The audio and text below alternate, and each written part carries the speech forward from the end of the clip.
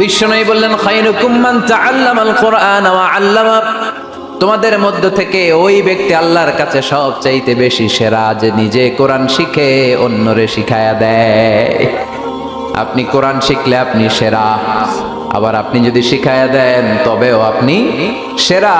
এজন্য কোরআন শিখানোর চেয়ে শ্রেষ্ঠ কাজ হয় না। আপনি যদি কাউরে শুধু সূরা ফাতিহাটা শিখান, কোন সূরা, ওই লোক যতবার জীবনে সূরা ফাতিহা পড়বে তার একটা পার্সেন্টেজ সওয়াব আমলনামায় আপনার আছে না নাই?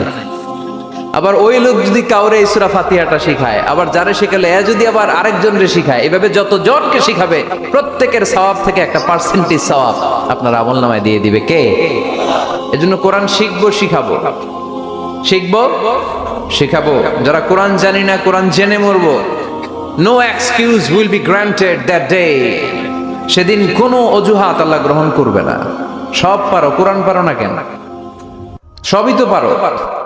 হিন্দিতে কথা বলতে পারো, ইংরেজিতে কথা বলতে পারো, কোরআন পারলা না কেন? কোনো মাফ করবে?